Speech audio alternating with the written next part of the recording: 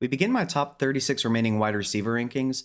Remember that wide receivers who played on Thursday night or if they're on bye are not included in these rankings. So if you notice somebody missing and they fit under that criteria, that's why they're not on this list.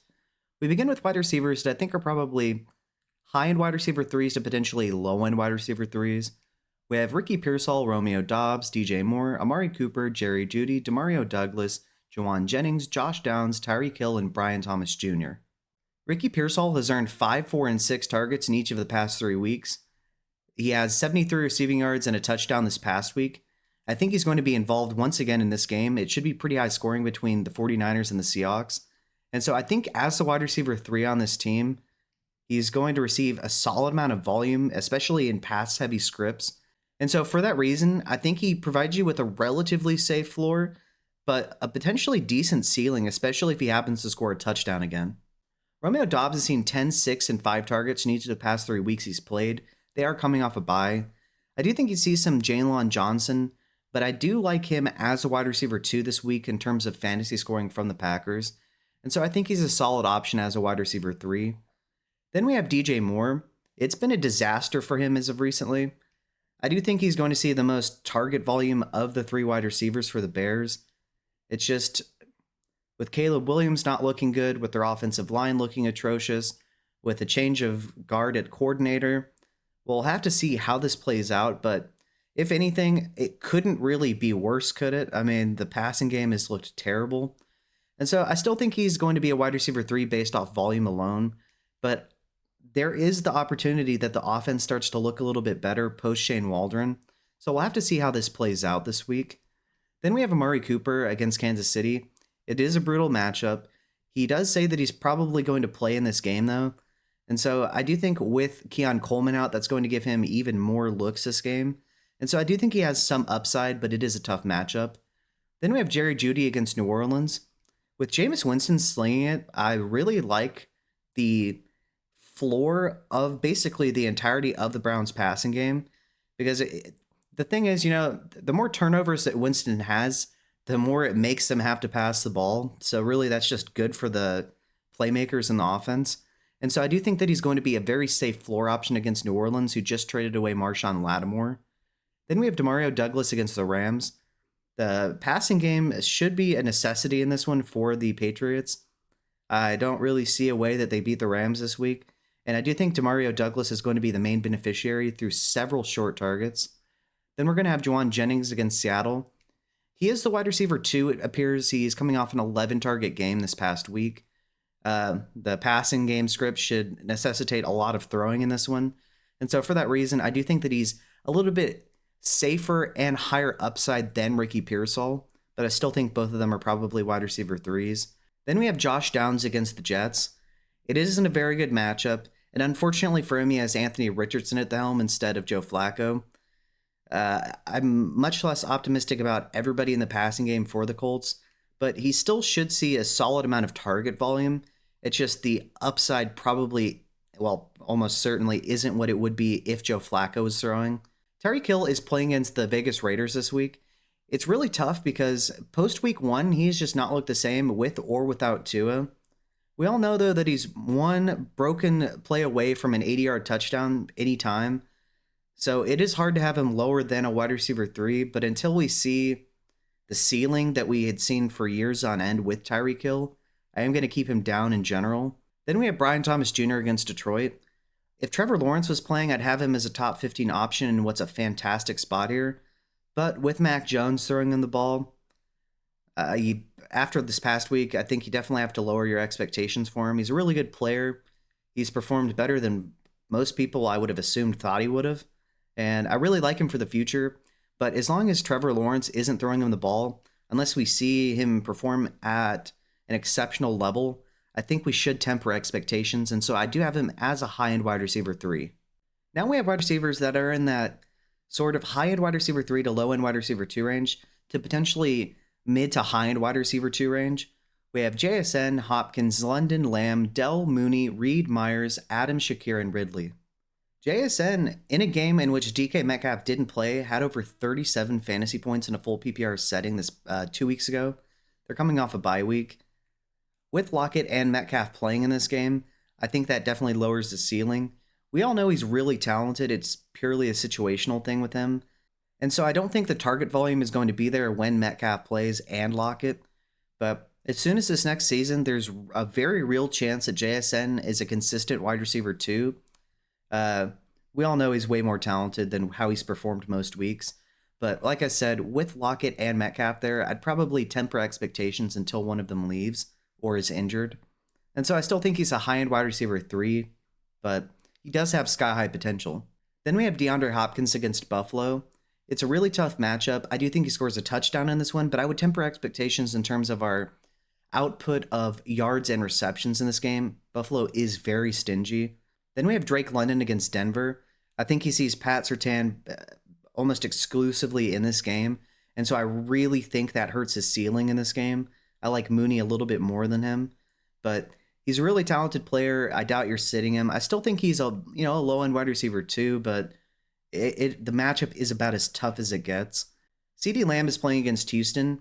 I don't think anyone on Houston can guard Lamb per se, but unfortunately Cooper Rush can ensure that he's not getting the work that he deserves in the passing game. The volume is still there, but the yardage, touchdowns, and receptions even weren't really there for him this past week. And so for that reason, I think he's just a low-end wide receiver too. It is unfortunate. If things start to change in terms of his total output, I'll start projecting a little bit more for him, but I really think without Dak Prescott, we're really going to see just how QB-proof Lamb is. I don't think he's as QB-proof as Justin Jefferson, but I still think he's a startable asset as a low-end wide receiver 2 this week. Tank Dell is playing against Dallas. With Nico Collins certainly returning for this game, I do think that lowers his ceiling but raises his floor. He shouldn't be able to receive the same amount of defensive attention. And just like with Tony Pollard this past year, I do think that he's gotten off to a little bit of a slow start coming off a broken leg. But 2 weeks ago, he had over 100 receiving yards on 9 targets. So I think he's definitely improving. And I do think we're going to start to see a little bit of what we saw this past season where him and Nico trade off having monster games. And so I do like Tank Dell as a wide receiver too. And I do think in the future, we should see some massive games from him with Nico Collins taking the most defensive attention. Then we have Darnell Mooney against Denver. I think that he, for the most part, avoids the coverage of Pat Surtain, and so I like him a little bit more. I do think that Kirk Cousins is going to have a little bit worse of a day overall. I think Bijan is going to be the best contributor on this offense. But Darnell Mooney's really talented, and it's finally good to see that when he was out of the situation with Justin Fields and the Bears, that he's getting recognition for how good he is. He is one of the better wide receiver 2s in the NFL. Then we have Jaden Reed against Chicago. I think that he's going to be the leading receiver over Romeo Doubs in terms of the receiving core itself. It is a tough matchup, though. There is nobody on that defense in terms of the cornerback position that I would particularly want to face, but I still think that he's going to be the leading contributor for the Packers in terms of their receiving core. Then we have Jacoby Myers against Miami.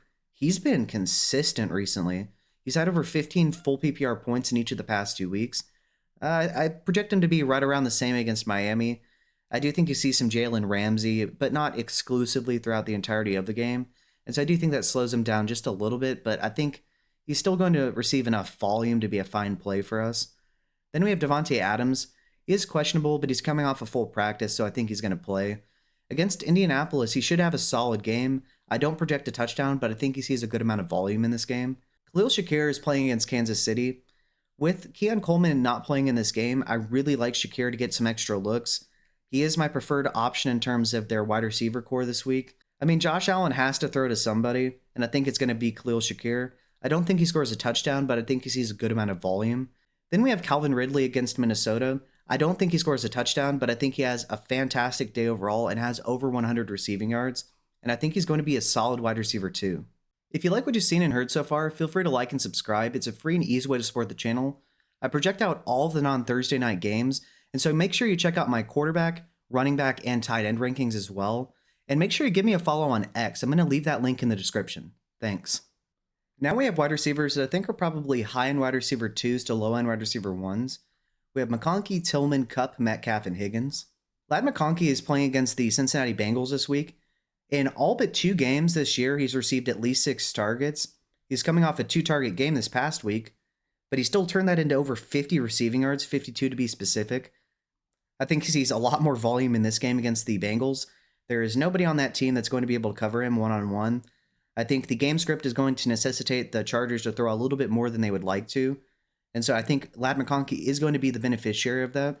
I don't have him for a touchdown, but I think he sees a solid amount of volume in this game. Then we have Cedric Tillman against New Orleans. All right, first of all, New Orleans traded away Marshawn Lattimore. Perfect. But then before this past week when they were on bye, Cedric Tillman was the fantasy wide receiver 1 in the 3-week stretch preceding that. I see no reason for him to not be a top 15 option now. I think he sees a solid amount of volume. I don't have him for a touchdown, but I think he has over 100 receiving yards. Then we have Cooper Kupp against New England. He's clearly, at least in my opinion, the wide receiver 2 to Puka Nakua's wide receiver 1 nowadays, but that still sees a ton of volume in this role. His chemistry with Matt Stafford is still unquestioned. I think he splits time with Christian Gonzalez between him seeing Puka Nacua and Cooper Kupp. I think he scores a touchdown, and I think he's a fringe low-end wide receiver 1, high-end wide receiver 2 type this week. Then we have DK Metcalf against the San Francisco 49ers. It is a tough matchup. I do think he scores a touchdown, though. He's the clear wide receiver 1, and his target share indicates that. And so I think in what should be a relatively high-scoring game between the two teams, that DK Metcalf is going to be fed early and often. Then we have T. Higgins against the Chargers. When he plays, he's definitely a really high upside player. A wide receiver 1, in my opinion. The problem is that he's just injured all the time. However, after practicing fully, he's on track to play. I think against the Chargers that he is going to be a solid option, and I do think he scores a touchdown, leading to him being a low-end wide receiver 1 this week.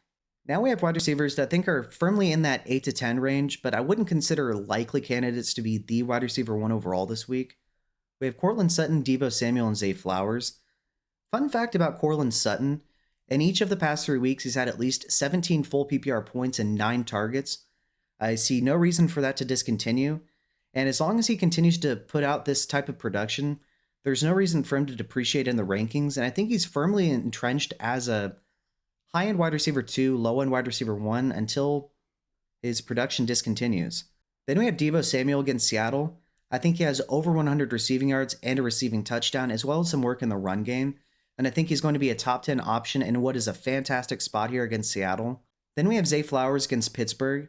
It is a tough matchup. I think he's going to see a lot of work in the short passing game. I think he scores a touchdown as well. And due to sheer volume alone with the touchdown, that's going to prop up his week, and he's going to finish as a top 10 option. Now we have wide receivers that I think are firmly entrenched as at least mid to elite wide receiver 1s with realistic chances of being the wide receiver 1 this week. We have Wilson, Pickens, Nacua, St. Brown, Jay Jettis, Chase, and Collins. Fun fact, Garrett Wilson in all but 2 games has had at least 8 targets, and in the other 2 has had 6. So his target volume is as good as it gets in general, even with Devontae Adams in town. This past week, he is coming off a subpar game for his standards, but the week before he had over 30 points. I do think he returns to form here. Indianapolis cannot cover outside wide receivers, so I think he and Adams are going to be really good plays, and I do think Wilson scores a touchdown. Then we have George Pickens against Baltimore. Russell Wilson has been an absolute godsend. Listen, there is nobody on the Ravens that can cover George Pickens one-on-one. Russell Wilson throws a beautiful moonball. I think he sees a couple chunk gains, and I do think he scores a touchdown in this game against Baltimore. Then we have Puka Nacua against New England. I do think he's going to see some Christian Gonzalez, but I think he and Cooper Kupp split the duties there. I do think that Puka Nacua is firmly entrenched himself as the wide receiver 1 on this team, although both of them can eat, and I do think that Puka scores a touchdown in this game, making him a top 5 option. Then we have ASRB against Jacksonville. It's an advantageous matchup to say the least. I think he's going to eat early and often. I do think he scores a touchdown, and I think he's going to continue being a fringe top 5 option for the rest of the season, especially with CeeDee Lamb losing Dak Prescott. Then we have Jay Jettis against Tennessee. It is a tough matchup, but it's Jay Jettis. He is coming off a 9-point full PPR game this past week. Very strange by his standards. He's in general a really good bet to have about 20 points per game. I do think he returns to form here, and even though it is a tough matchup, I do think he scores a touchdown. Then we have Jamar Chase against the Chargers. He has, in my opinion, the highest amount of weekly upside of any wide receiver in the NFL. I don't think he has another 50-point game here, but I do think he scores a touchdown and has over 100 yards again. And finally, we have Nico Collins against Dallas. I think he's going to tear them apart. He's gone from somebody that was unstartable for us in fantasy with Davis Mills throwing in the ball to being a top shelf wide receiver one like that. CJ Stroud has sorely missed him, and I think he's going to hit him early and often. I think he has over 100 receiving yards and a touchdown. And so to conclude, wide receivers I think are probably low end to high end wide receiver threes. We have Pearsall, Dobbs, Moore, Cooper, Judy, Douglas, Jennings, Downs, Hill, and BTJ. Wide receivers that I think are probably in that high end wide receiver 3 to low end wide receiver 2 range to potentially being mid to high end wide receiver 2s. We have JSN, Hopkins, London, Lamb, Dell, Mooney, Reed, Myers, Adams, Shakir, and Ridley. Wide receivers that I think are probably in that high-end wide receiver 2 to low-end wide receiver 1 range. We have McConkey, Tillman, Kupp, Metcalf, and Higgins. Wide receivers that I think are wide receiver 1s, but probably aren't likely candidates to be the wide receiver 1 this week. We have Cortland Sutton, Deebo Samuel, and Zay Flowers. And then wide receivers that I think are probably mid to elite wide receiver 1s with realistic chances at being the wide receiver 1 this week. We have Garrett Wilson, George Pickens, Puka Nacua, ASRB, Jay Jettis, Jamar Chase, and Nico Collins. All right, so you know the drill. Who do I have too high? Who do I have too low? Is there somebody that I'm not projecting for enough points this week? If so, let me know below in the comment section and let me know why. With that being said, if you like what you've seen and heard, make sure you check out my running backs, tight ends, and quarterback rankings as well. And remember that players who played on Thursday night or if they're on bye are not included in these rankings. So if you know somebody missing and they fit under that criteria, that's why they're not included. And with that being said, make sure you check out my profile on X. I'm going to leave the link in the description and give me a follow. And with that being said, have a great day. Thanks.